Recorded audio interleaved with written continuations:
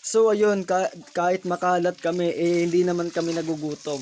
Ayan yung resulta ng, alam mo na, ng pagtatrabaho nila. Wala kaming ginagawa dito eh. Ako lang pala. Ako lang pala. Sila lagi yung gawa-gawa. So ayan, nagluluto. Anong tawag? Ano yung meatloaf tsaka itlog. Ayan yung ulam namin ngayong tanghali. Umaga pala. Alas 10 pa lang. So, ibig sabihin, kung kakain man kami ngayon, umagahan lang to. Yan. Sa tanghali, iba naman din yung ulam namin. Pero depende yon. So, ito nga pala yung lamesa namin. Diyan kami kumakain ng sabay-sabay. Ayan. Then, ito yung higaan namin. I mean, higaan ko pala. Hindi nyo kita, di ba? Itim kasi.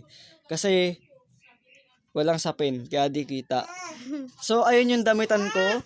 Ito, zoom ko na lang. Ayan. Ayan, hanggang dyan yan. Ayan. So, ayan. Ito naman yung dito sila nangongolekta ng mga kalakal. Ayan, ito, ayan bakal, ito mga bote, ayan, sako, ayan yung bike. Ayan, tas dito nakalagay yung mga tools nila. Ito. Ayan diyan. Pag binuksan mo 'yan, ayan, puro tools nakalagay diyan. Wait lang, ayaw sumara. Wait lang. Aray, ang sakit nun ah. Nakaapak gaig guys. Nakaapak ako guys. So anyway, wag mo nang anuin yung mga naapakan ko. Uulitin ko. Ito yung mga ayan yung mga tools nila dito nakalagay. Pangalawa, ito. Ayan yung liha, yung mga another tools. And pangatlo, ayan, dito na nga. Ayan, dami, 'di ba? May screwdriver at iba pa. Ayan. Ito, ayan. And lastly, ito, di ba? Nagsimula kami sa zero. Dati wala 'yan. At maniwala man kayo sa hindi, lahat ng nakukuha nila ay galing sa pulot. Ayan, di ba kayo nagtataka na nagkaroon kami ng ganto, ng gasol? Dati wala kami yan, nagkakahoy talaga kami. Kung makikita nyo sa mga dati kong content, itong kahoy na to wala yan dati. And nagkakahoy kami dati. Ngayon meron na, may kamahalan nga lang ang pagkakarga niyan. Oo. Pero problema na nila yun. So, and paadaan ako tita. And ayun, dito yung lababo namin. Hindi mo siya matatawag na totally lababo dahil wala siyang butas sa gitna.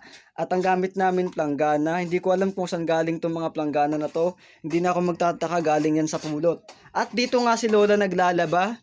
Ayaw man namin pero mapilit siya. Ayaw namin na mapagod siya pero mapilit siya. Hindi namin siya masisisi. Ganyan siya kasipag. So ayun, kumot ang bigat niyan pag nababasa.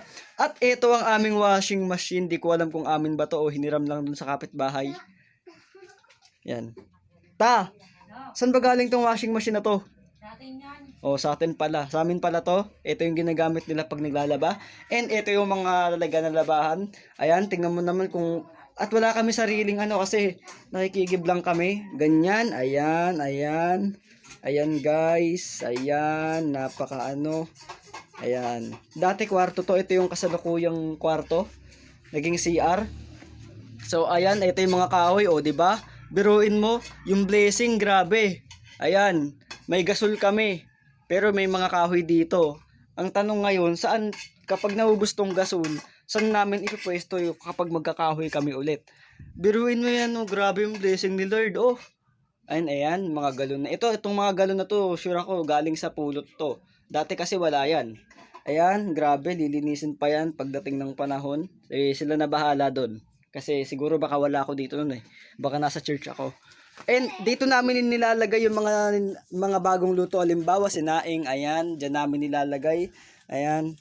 So, ito yung tambakan ng mga kasirola, kaldero. Ayan. Ito thermos namin. Ito yung nalagyan ng bigas. Ito wala din to dati. Ito wala to. Grabe, nagsimula kami talaga sa zero. And lahat ng mga bagay na meron kami ngayon, ito yung pinaka big testimony ko ngayon. At isa pa na nagkaroon ako ng bagong cellphone. Ito yung dati kong ginagamit. At itong pang video ko ngayon is ito yung binigay sa akin. Dati wala ako sariling damitan pero tignan nyo ngayon. Dati ito yung lalagyanan ko ng damitan, yung karton na yan.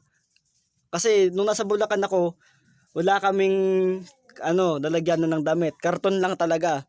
At grabe yung pagpapala ng Lord sa amin. Ayan. Ito, 'di ba? Ang lawak ng hinihigaan namin.